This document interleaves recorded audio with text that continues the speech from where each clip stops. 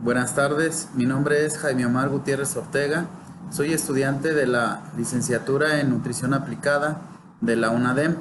A continuación presentaré un video donde explicaré la anatomía y fisiología del sistema nervioso, del sistema genitourinario y del sistema endocrino.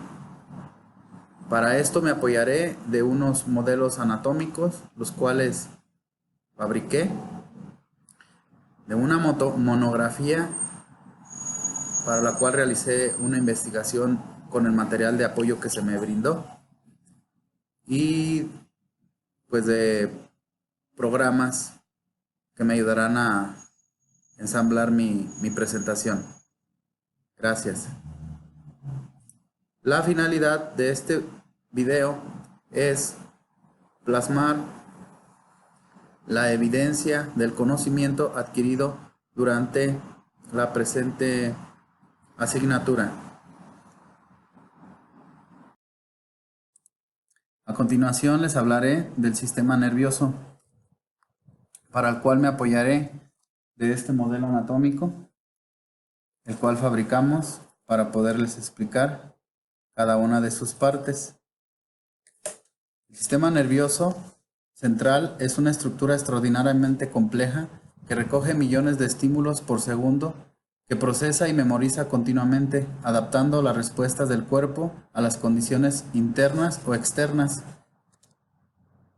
Está constituido por varias partes, las cuales a continuación mencionaré. El encéfalo, que es un órgano importante que controla el pensamiento, la memoria, las emociones, el tacto, las destrezas motrices, la visión, la respiración, la temperatura, el apetito y todo el proceso que regula nuestro cuerpo.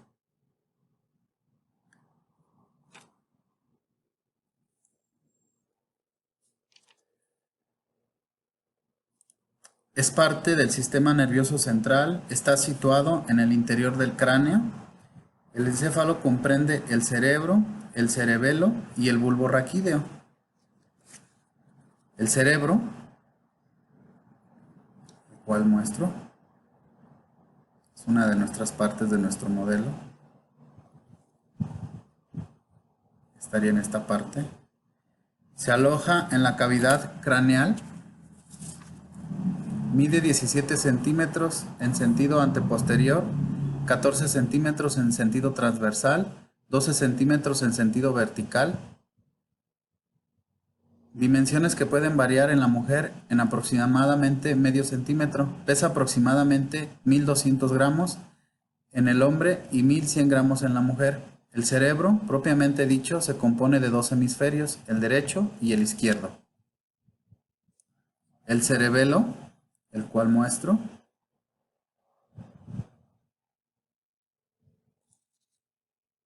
cuál iría en esta parte de aquí.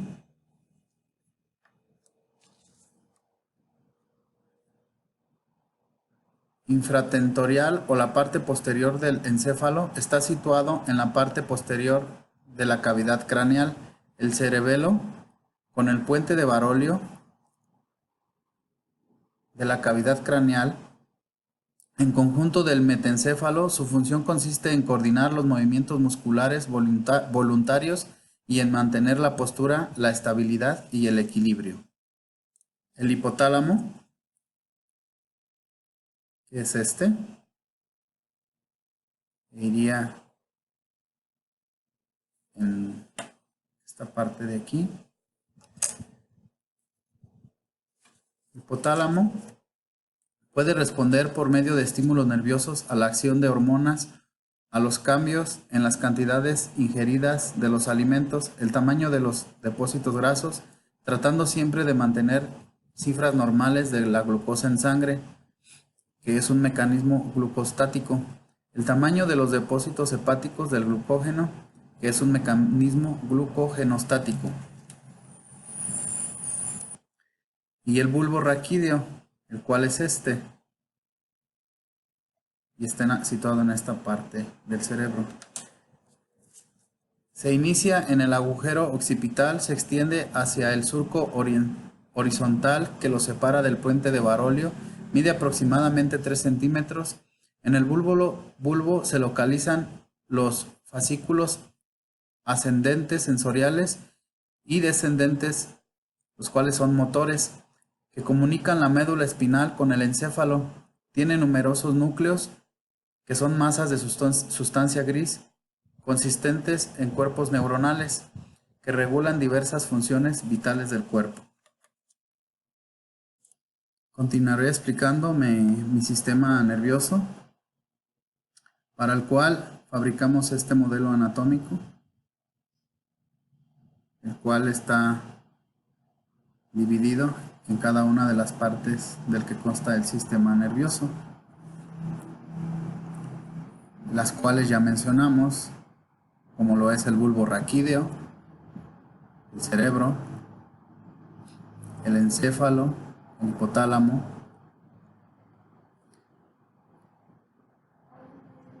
cada una de estas son partes del sistema nervioso. Así llegamos a la médula espinal. La médula espinal es la parte del sistema nervioso contenida dentro del canal vertebral en el ser humano. Se extiende desde la base del cráneo hasta la segunda vértebra lumbar, transmite los impulsos ascendentes hacia el cerebro y los impulsos descendentes desde el cerebro hacia el resto del cuerpo. Transmite la información que llega desde los nervios periféricos procedentes de distintas regiones corporales hasta los centros posteriores. Están cada una de nuestras partes y este es el modelo anatómico que creamos para apoyarnos para explicar esta presentación. Ahora vamos a explicar la relación saciedad-hambre. El hipotálamo aloja los centros del hambre y de la saciedad. Varios centros neuronales del hipotálamo participan en el control de la ingestión de los alimentos. Los núcleos laterales del hipotálamo actúan como centro de alimentación porque cuando se estimulan excitan el apetito voraz.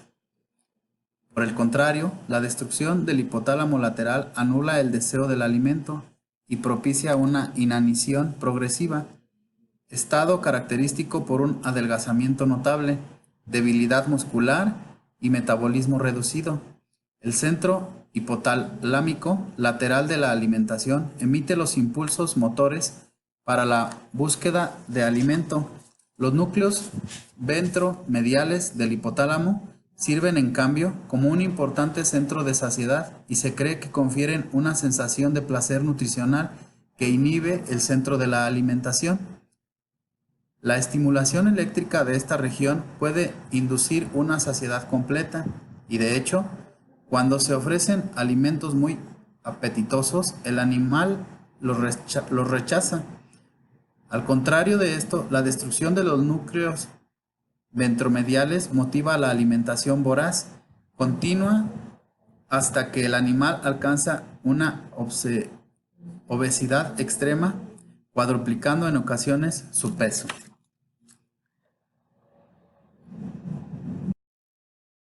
Ahora les hablaré de la unidad funcional del cerebro, de las neuronas. La función de las neuronas tienen la capacidad de comunicarse con precisión, rapidez y a larga distancia con otras células, ya sean nerviosas, musculares o glandulares. A través de las neuronas se transmiten señales eléctricas denominadas impulsos nerviosos. Las neuronas están constituidas de esta manera. Al centro está el núcleo,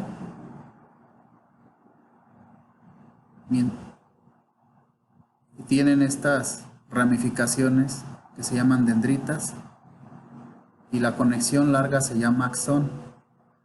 Algunos axones están recubiertos por una sustancia llamada mielina. Las neuronas con axones mielinizados son las que se transmiten información más rápidamente. Continuamos con nuestra explicación. del sistema nervioso. Ahora hablaremos algo que tiene que ver con el sistema nervioso, los 5 sentidos del cuerpo. Primero hablaré de la vista. Para esto me apoyaré de este gráfico donde explica cada una de las partes del sentido de la vista. Les menciono a continuación cada una de las partes y para lo que nos sirve. El lente sirve para enfocar los rayos de luz procedentes de los objetos en un punto. Dicho punto sería la retina, la pantalla en la que se proyectan estos haces de luz y que nos permite construir la imagen de todo lo que vemos.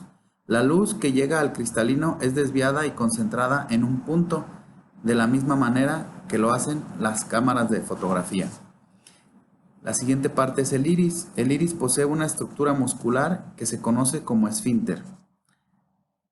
Continuamos con la pupila. La pupila funciona como un diafragma, variando hasta 64 veces la luz que entra a la retina en 0.2 segundos. El sistema parasimpático lleva a cabo la contracción de la pupila actuando en el músculo anular.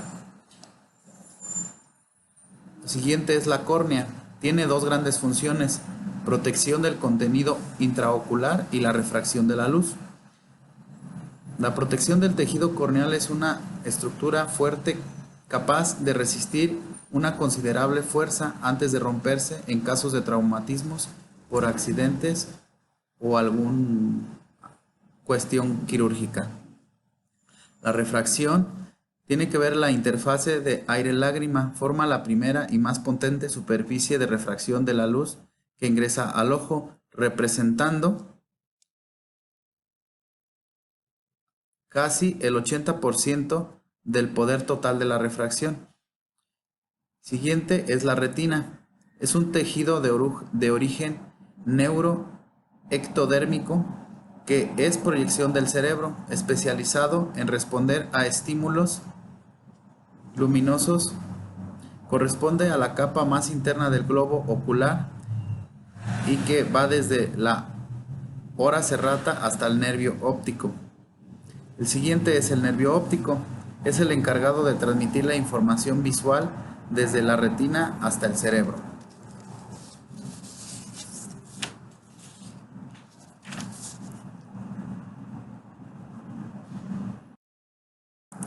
Ahora hablaremos del tacto. Una de las partes del tacto es el pelo, el cual sirve para protegernos del medio ambiente, abrigarnos del frío y de la radiación ultravioleta, evitando el daño y los traumatismos. La glándula sebácea. Esta glándula se caracteriza por el sebo, sustancia lipídica cuya función es lubricar y proteger la superficie de la piel.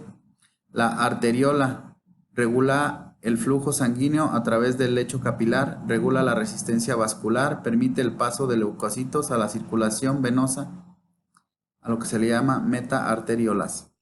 La grasa, lo cual da protección, forma parte de las estructuras de las membranas celulares, da consistencia de algunos órganos. El músculo sirve como protección para el buen funcionamiento del sistema digestivo como para los órganos vitales. La glándula sudovípara son la primera línea de defensa contra las elevadas temperaturas. Vasos capilares, función principal es transportar nutrientes, oxígeno y desechos del cuerpo. La dermis,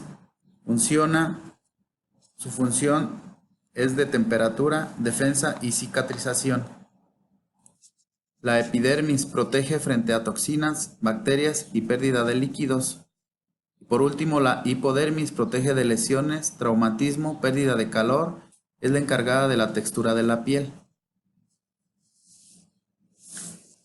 Así llegamos al sentido auditivo, el cual está constituido por oído externo, el cual su función es recolectar las ondas sonoras. El conducto auditivo, que sirve para conducir las vibraciones realizadas por las variaciones del aire y sonido. El hueso mastoideo, que sirve para conectar los músculos del cuello al cráneo y ayudar a regular la presión del oído. El tímpano sirve como una barrera que evita que agentes externos o cuerpos extraños, bacterias, penetren en el oído medio, pero cuando está perforado las bacterias pueden penetrar con facilidad hasta el oído medio causando una infección. Los conductos semicirculares, su función es mantener el equilibrio dinámico y estático del cuerpo. Nervio auditivo es el responsable del equilibrio y la función auditiva. La cóclea transforma los sonidos en mensajes nerviosos y los envía al cerebro. La trompa auditiva de Eustaquio regula las presiones dentro del oído medio para proteger sus estructuras ante cambios bruscos y equilibrar las presiones en ambos lados del tímpano.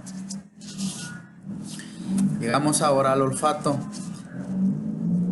que consta de bulbo olfatorio. El bulbo olfatorio trata y codifica la información, la dirige a las estructuras superiores del cerebro.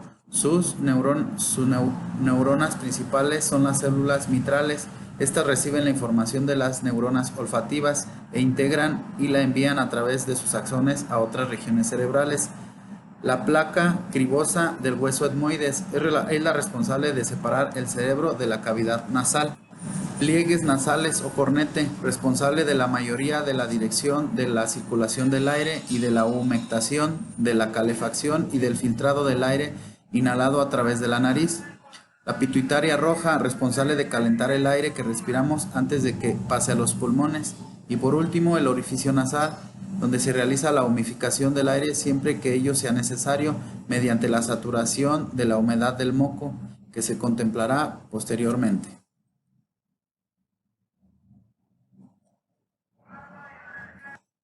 Llegamos al sentido del gusto, el cual está formado por el arco palato-faríngeo, el cual su función es aproximar los pilares del paladar, ayudando en la deglución. También ayuda a la fonación y la articulación de una palabra. El epiglotis impide la entrada de los alimentos, pero no obstaculiza su paso al esófago. La epiglotis permite el cierre de la tráquea cuando la persona está tragando y así evitar el paso del alimento hacia los pulmones. La amígdala lingual, su función de las amígdalas es prevenir infecciones. Estas contienen linfocitos B y T que actúan cuando las bacterias y los virus dañinos entran en contacto con las amígdalas. La amígdala palatina está especializado en recoger información de partículas extrañas que entran en el organismo a través de la boca, tanto por vía respiratoria como digestiva, y favorecer la respuesta inmunitaria para eliminar a los microbios patógenos. La lengua, su función es la detección del sabor por parte de las glándulas gustativas, encargadas de enviar esta información al cerebro para asegurarse del origen de la comida ingerida dentro del proceso de la digestión. Permite que la comida sea movida dentro de la boca para ser colocada en una posición donde sea más fácil de ser descompuesta por los molares. Cuando el contenido de la boca está listo para ser deglutido, la lengua forma una bola conocida como bolo alimenticio y la dirige hacia la faringe para comenzar la deglución. Gracias.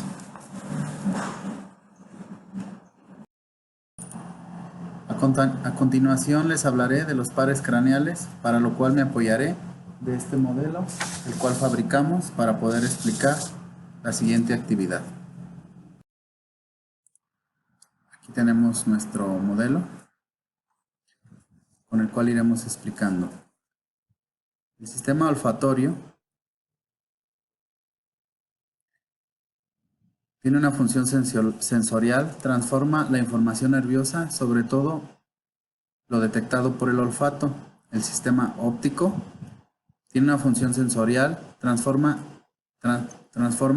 en el diencéfalo la información visual recogida por el ojo. El oculomotor tiene una función motora, manda órdenes a los músculos para mover los ojos hacia los lados, para la dilatación y la contracción de la pupila, excepto el movimiento ocular hacia afuera y hacia abajo. El patético tiene una función motora. El encéfalo manda órdenes de movimiento ocular al músculo oblicuo superior del ojo para moverlo hacia adentro y hacia afuera. El trigémino tiene una función mixta. La motora manda orden al músculo maxilar y mandibular para masticar. ten- tensor del tímpano. La sensorial recoge información táctil, perceptiva y de dolor de cara y boca.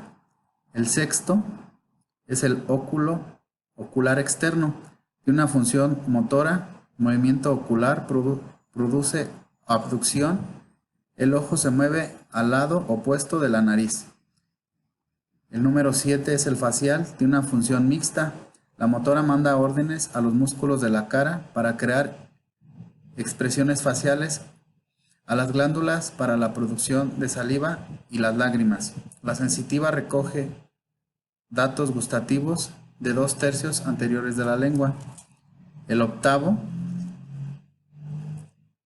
es el acústico, que tiene una función sensorial, recoge información de la zona auditiva, permite mantener el equilibrio, lo que se escucha en posición a la gravedad.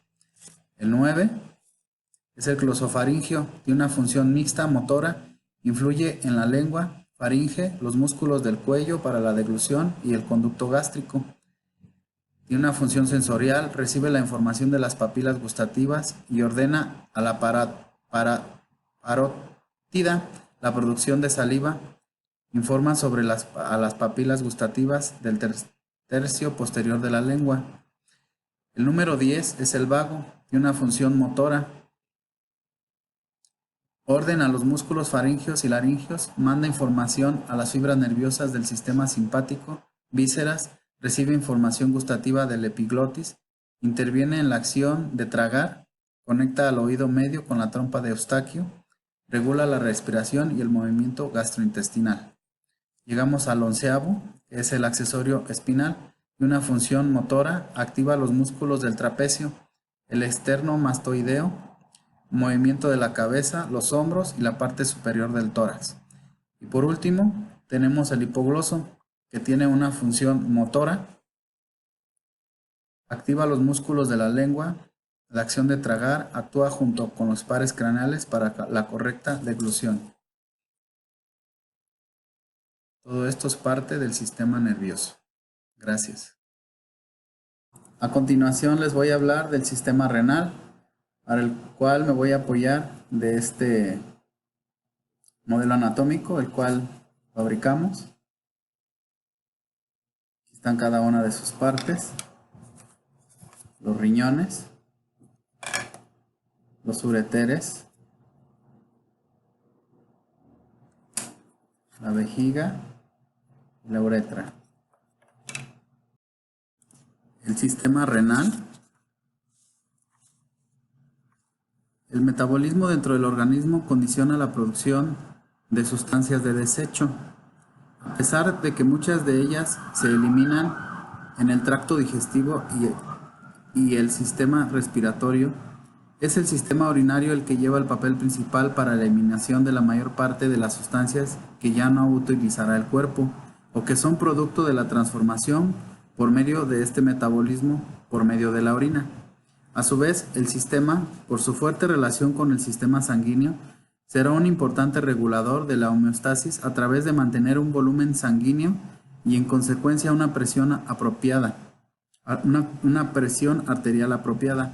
Es a partir de estos aspectos la necesidad de conocer su anatomía y de su fisiología la que explicaremos a continuación. Aquí tenemos nuestro modelo en los que tenemos señalados las partes del sistema. Los riñones son órganos retroperitoneales, se encuentran detrás del peritoneo, tienen una forma de haba, miden 12 centímetros de largo, 6 centímetros de ancho, 3 centímetros de grosor y pesan aproximadamente 170 gramos, organizado por corteza renal, médula renal, papila renal, columna renal, pirámide renal, cápsula fibrosa, cáliz menor y mayor, uréter, aquí, pelvis renal e ilio renal. Sus funciones son excretoras, la formación de orina y regular la composición química del medio interno, la homeostasis, y endógenas, la síntesis y secreción de la eritropoyetina, síntesis y secreción de la renina.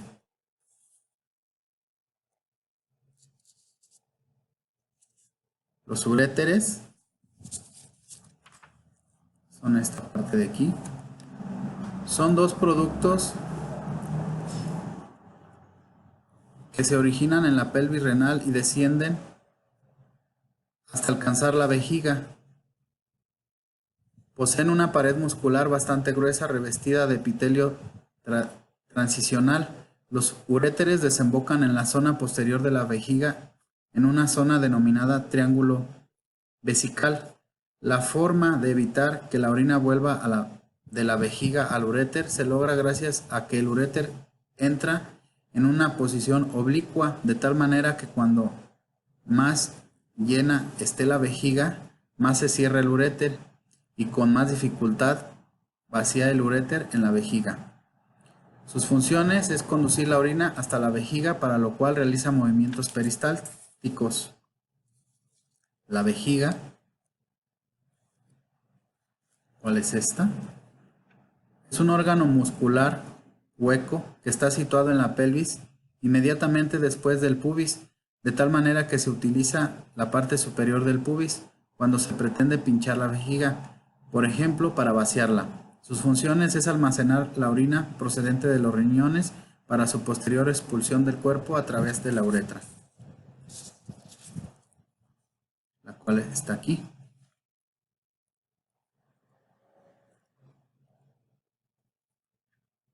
La uretra es un conducto tubular a través del cual la vejiga elimina la orina durante la micción, acto de orinar.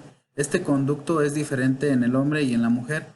En la mujer mide entre 4 y 5 centímetros y en el hombre unos 12 centímetros. La uretra se extiende desde la vejiga hasta el meato urinario externo. Sus funciones es transportar la orina desde la vejiga al exterior. A continuación hablaremos de la nefrona, para lo cual me voy a apoyar de este modelo, el cual fabricamos para explicar nuestra actividad. La nefrona, la cual es todo esto, es la unidad anatómica y funcional de los riñones, en donde se forma la orina. Cada riñón posee aproximadamente 1.200.000 nefronas. Está constituido por el corpúsculo renal o de Malpighi, el cual está constituido por el glomérulo, es esta parte de aquí, y la cápsula de Bowman, que es todo esto. El túbulo renal, el cual está constituido por el túbulo contorneado proximal, es esta parte de aquí, es la que está inmediatamente después del glomérulo. El asa de Henle, acá es esta que baja para acá, y el túbulo contorneado distal, que es la parte más distal del glomérulo y que va a dar al túbulo recolector. Sus funciones es el encargado de la filtración glomerular, la filtración del plasma desde el glomérulo hacia la cápsula de Bowman, la reabsorción tubular. La mayoría de los componentes filtrados pasan del túbulo renal hacia los capilares tubulares o un vaso recto. La reabsorción tubular, el túbulo contorneado proximal reabsorbe 65% del agua, 10% de la glucosa y aminoácidos, el sodio, el potasio, el cloro y el bicarbonato. La reabsorción obligatoria de agua, el asa de Henle, esta parte de aquí, reabsorbe el 15% de agua, sodio, potasio, cloro y urea. El túbulo contorneado distal, esta parte de acá, es la parte más lejana, reabsorbe el 10% de agua, sodio, potasio, cloro y bicarbonato. La aldosterona aumenta la reabsorción del sodio y el agua, además estimula la secreción de potasio. Y el túbulo colector, que es esta parte de acá, y que va a dar a la vejiga, a los uréteres, reabsorbe el 9.3% del agua, disminuyendo la diuresis y determinando así la reabsorción facultativa. En total se reabsorbe el 99.3% de lo filtrado y por tanto el 0.7% restante forma la orina en una cantidad aproximada de 1.5 litros al día. Gracias. Ahora hablaremos del aparato reproductor masculino, para el cual nos apoyaremos con este gráfico. El aparato reproductor masculino está constituido por la próstata, la cual tiene como función, junto con los testículos y las vesículas seminales, producir semen.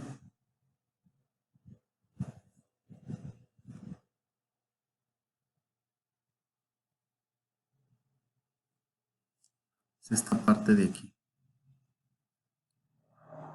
Por otra parte, el cordón espermático, que es un cordón que conecta el canal inguinal con el abdomen y el testículo. Parte de aquí. Las vesículas seminal, que son glándulas productoras del 60% del volumen del líquido seminal. En esta parte de acá.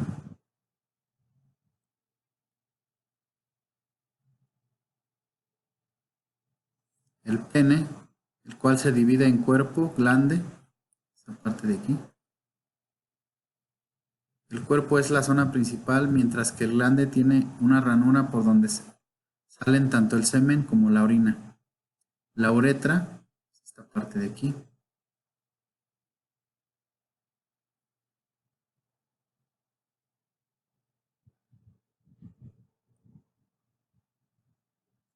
La cual es un conducto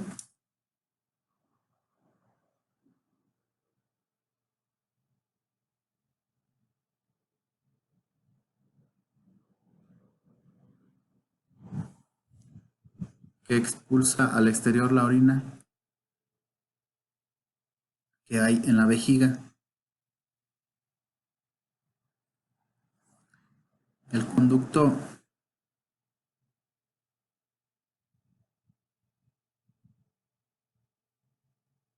deferente y cabeza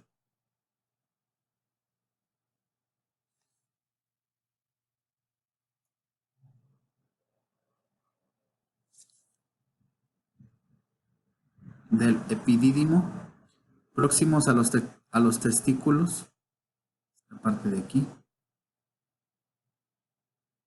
Y en el conducto deferente son conductos del aparato reproductor masculino. El deferente transporta en dirección ascendente el fluido de espermatozoides y el epidídimo son los conectores por medio de una serie de túbulos a la conexión de los testículos. El cuerpo del icnoro es la parte superior de los testículos, particularmente densa, esta parte de aquí. El glande es la zona final del pene. Este tiene suma sensibilidad.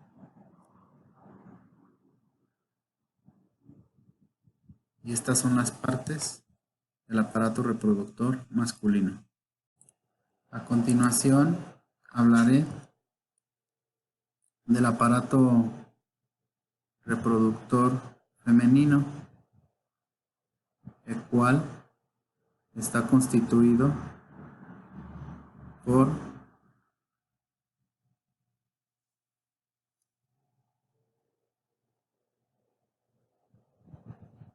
los ovarios, son esta parte que están aquí, los cuales son las glándulas sexuales femeninas, las cuales secretan hormonas femeninas como lo son los estrógenos y la progesterona. El útero, el cual está en esta parte de aquí, es un órgano muscular hueco que se ubica en la pelvis femenina. Su principal función es alimentar al feto en desarrollo antes del nacimiento. Esto en caso de estar embarazada. El cuello uterino es esta parte de aquí. Es un círculo que separa el útero de la vagina y actúa como conducto para la sangre menstrual, los espermatozoides y el parto.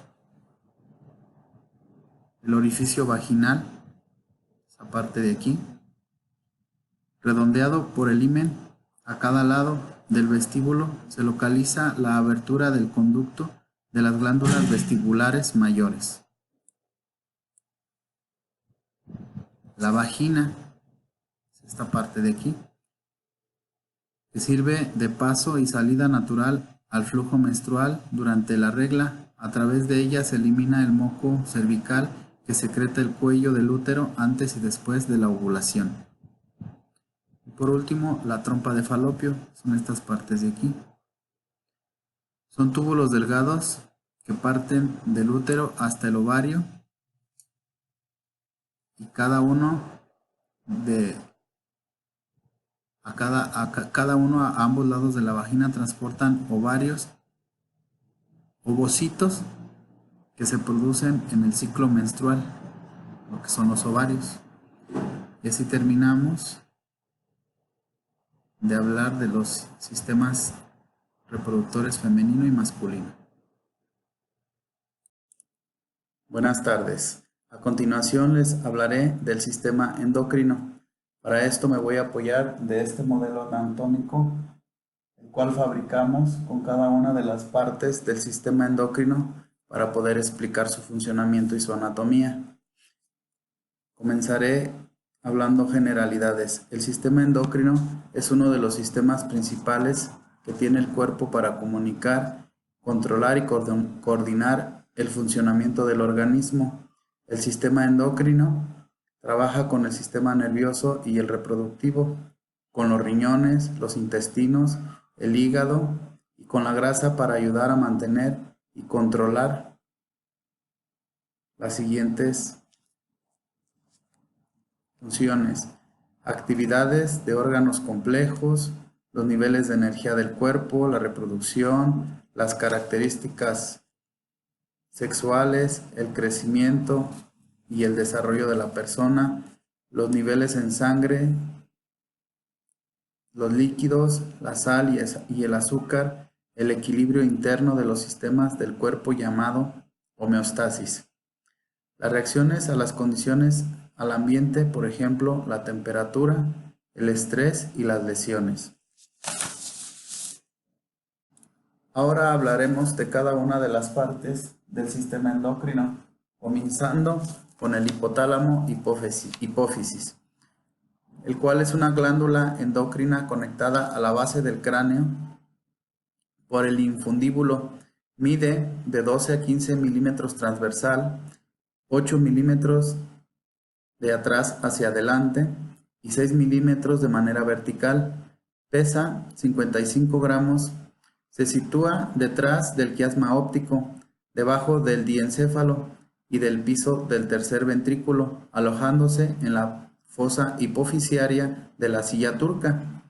Posteriormente está la tiroides, la cual es una glándula impar localizada en el tercer medio inferior del cuello, en una situación adelante a ambos lados de la tráquea y la laringe.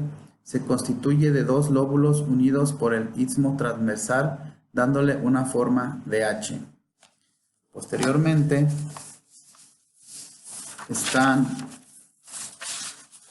las glándulas paratiroides,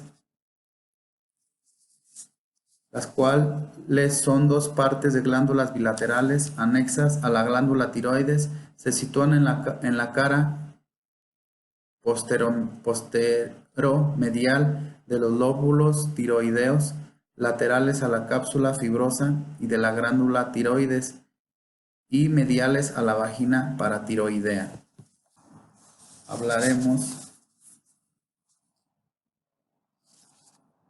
de las glándulas suprarrenales. Se encuentran ubicadas en la parte posterior del abdomen, debajo y delante del diafragma, por arriba de los riñones. Existen dos, derecha e izquierda, en forma de gorro frigio. Cada una tiene una superficie cóncava en la base, abasándose con ello a la parte superior del riñón. Cada una mide 30 milímetros de alto por 25 milímetros de ancho y 8 milímetros de espesor, con un peso de 12 gramos. Son de color castaño amarillento. Esta parte de aquí es el páncreas, el cual es una glándula con forma alargada, aplastada en sentido anteposterior, situada al nivel de la L1 y L2. Se integra en tres porciones: la cabeza, el cuello, el cuerpo y la cola. Los islotes pancreáticos miden de 72 a por 175 nanomilímetros. Contienen cerca de 3.000 células, de las cuales 20% son alfa, 70% son beta, 5% son delta y un pequeño número de células PPP o F y células G. En la parte inferior del cuerpo, en la zona de la pelvis, se encuentran, en el caso de la mujer, los ovarios y en el caso de los hombres, los testículos, que forman parte también del sistema endocrino. Ahora hablaremos de la fisionomía de cada una de las partes, comenzando por el eje hipotálamo-hipófisis. Se le puede considerar como una unidad funcional. Recordemos que está en el cerebro, que se encuentra situado dentro del cráneo, en la base del encéfalo. El hipotálamo tiene una función nerviosa. Se relaciona con el sueño y con las sensaciones como la sed y el hambre. Y otra endocrina, coordina toda función hormonal. Elabora hormonas que están relacionadas con la función de la hipófisis.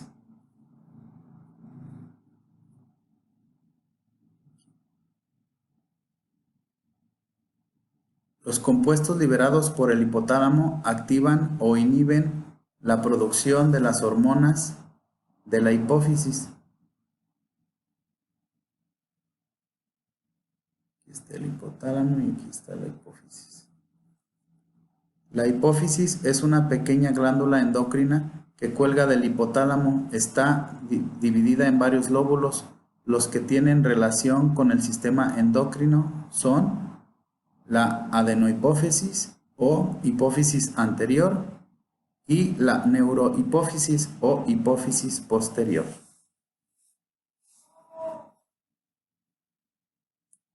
Ahora hablaremos de la tiroides y de la paratiroides. La tiroides es una glándula bilobulada situada en la parte anterior del cuello, redondeado a la tráquea y la laringe. La tiroides es una glándula regulada por la hipófisis y mantiene una acción sobre el crecimiento de los huesos. Las hormonas tiroideas, la tiroxina y la tiroyodotironina, aumentan el consumo del oxígeno y estimulan la tasa de la actividad metabólica. Regulan el crecimiento y la maduración de los tejidos del organismo. Actúan sobre el estado de alerta físico y mental del cuerpo.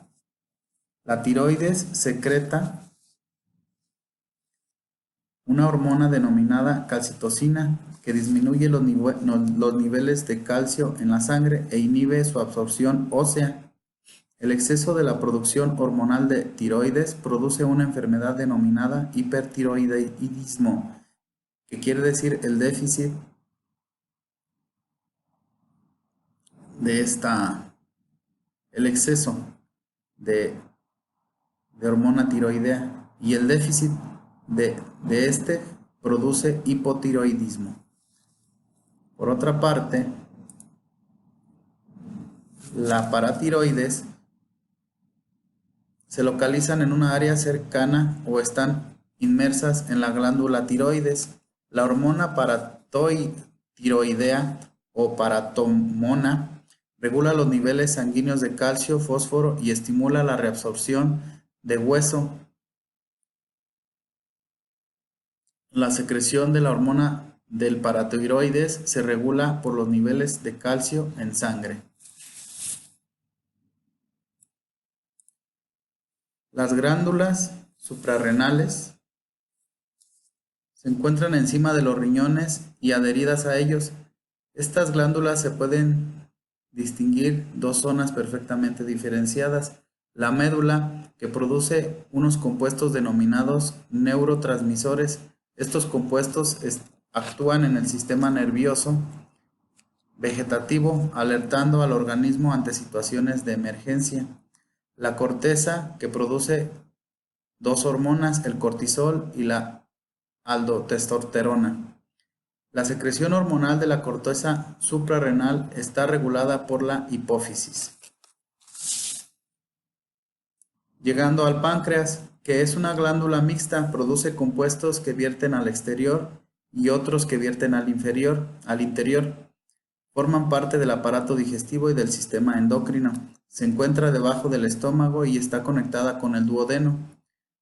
Al aparato digestivo vierte jugo pancreático que interviene en la digestión de los alimentos, produce dos hormonas para el sistema endocrino y realiza esta función a través de las células denominadas islotes de Langerhans, la insulina y el glucagón. Estas dos hormonas regulan la concentración de azúcar en la sangre y sus efectos son antagónicos, es decir, una hace lo contrario que la otra. El glucagón favorece la degradación del glucógeno almacenado en los tejidos y libera glucosa a la sangre para su distribución a los órganos que lo necesiten. Recuerden que la glucosa se utiliza como fuente de energía para todas las células del cuerpo. La insulina tiene un efecto contrario, ya que facilita la absorción de la glucosa de la sangre por los diferentes tejidos, principalmente por los músculos. La glucosa es una fuente de energía para los músculos. Cuando el páncreas no puede producir suficiente insulina, la glucosa se acumula en la sangre y provoca una enfermedad llamada diabetes. Aquí podemos ubicar el páncreas, los riñones, las glándulas suprarrenales y en este gráfico podemos apreciar más claramente el páncreas. Esta parte de aquí son los islotes de Langerhans.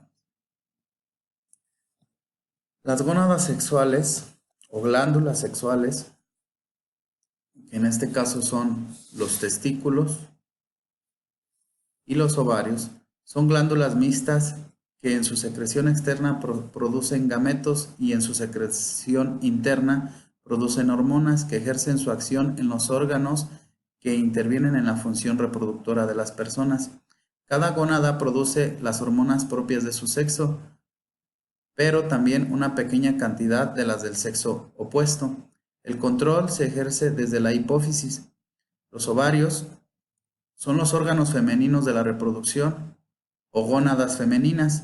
Son estructuras pares en forma de almendra situadas a ambos lados del útero.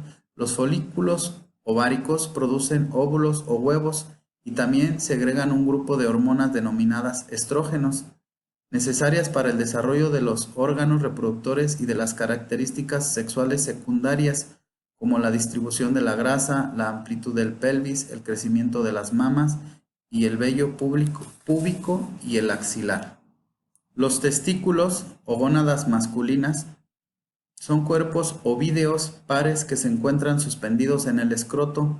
Las células de Leydig de los testículos producen una o más hormonas masculinas denominadas andrógenos. Las más importantes es la testosterona, que estimula el desarrollo de los caracteres sexuales secundarios, influye sobre el crecimiento de la próstata y vesículas seminales y estimula la actividad secretora de estas estructuras. Los testículos también contienen células que producen gametos masculinos o espermatozoides.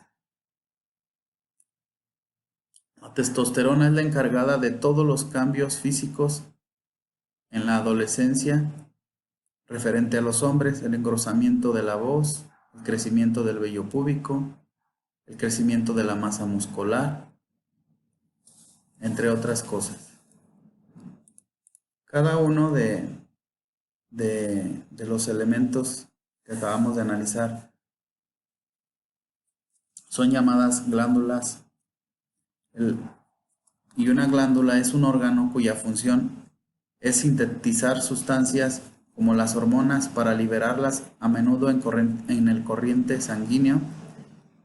Ahí estamos hablando de una glándula endocrina y en el interior de una cavidad corporal o superficie exterior, ahí estaríamos hablando de una glándula exócrina. Las principales glándulas ya las acabamos de ver, es el hipotálamo, la hipófisis, la tiroides, las paratiroides, las suprarrenales, el páncreas y las gónadas. Las características que deben de cumplir los órganos endocrinos son que contienen células secretoras especializadas, responden a estímulos endocrinos, nerviosos o metabólicos, liberan hormonas con acciones específicas sobre células concretas. Su patología produce alteraciones funcionales y o estructurales en el cuerpo. Los efectos que una hormona tiene son 5. El primero es el estimulante, que promueve la actividad de un tejido. Un ejemplo de esto es la prolactina. El número 2 es el inhibitorio, que disminuye la actividad de un tejido. Un ejemplo de esto es la somatostatina. El número 3 es el antagonismo, cuando un par de hormonas tienen efectos opuestos entre sí. El ejemplo es la insulina y el glucagón. El número 4 es el sinergista, cuando dos hormonas en conjunto tienen un efecto más potente que cuando se encuentran separadas. Un ejemplo es la GH y la T3 y la T4. Y el último, el quinto, sería la trópica. Esta es una hormona que altera el metabolismo de otro tejido endocrino. Ejemplo, la gonadotropina. Y así terminamos de explicar la anatomía y la fisionomía del sistema endocrino. Gracias.